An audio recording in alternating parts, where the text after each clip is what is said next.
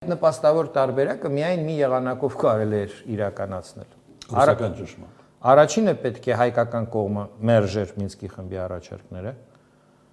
պաշտոնապես։ Երկրորդը պիտի լիներ պատերազմ, եւ երրորդը ռուսական զորքերը այդ պատրվակով պատերազմի պիտի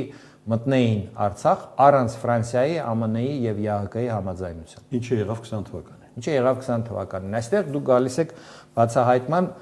հետեւյալ կարևոր հարցի՝ պատճառը պատերազմին։ Լավրովի պլանը իրականացնել առանց պատերազմի հնարավոր չէր, որովհետև նույնիսկ Հայաստանի եւ Ադրբեջանի համաձայնությունը այդ պլանի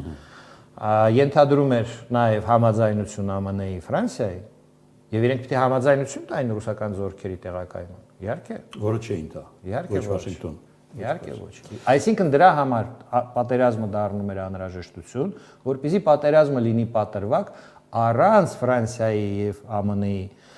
հետ համաձայնեցման ռուսական զորքերը տեղակայել Արցախում։ Եվ մենք տեսանք արձագանքը։ Ֆրանսիան սկսեց սպառնել, որ կճանաչի Արցախի հանրապետությունը, ԱՄՆ-ն իր ինչ որ դիրքորոշումը հրապարակային մենք չենք կարող ասել ինչ է, բայց փորձեց իր վրա վերցնել ղեկը բանակցային գործընթացի, բայց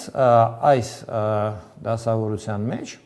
մի կարևոր հանգամանք պատերազմից անմիջապես հետո այն էր ըստ իս, որ Ռուսաստանը ստիպված եղավ ասել, որ որևէ խաղաղ պայմանագիր ընդհանուր ԱՄՆ-ի եւ Ֆրանսիայի հետ միասին չի կարող լինել առանց իրենց երեքի կոնցեսիոնային համաձայնության, այսինքն պիտի հաստատվի ԵԱՀԿ Մինսկի խմբի կողմից։ Դեկտեմբերի 2-ին էր արվել այդ հայտարարությունը։ Հետագայում գործընթացը իհարկե շարունակություն ստացավ եւ շարունակություն ինք ունի առ այսօր այս փաստաթղթերի հրապարակումը ինչու է կարեւոր։ Ոչ մի բան չի փոխվել միջազգային հանրության համար։ Տեղի ունեցած բոլոր գործողությունները, պատերազմը, շրջափակումը, հայերի էթնիկ զտումը Արցախում եւ այլն, իրենք չեն փոխում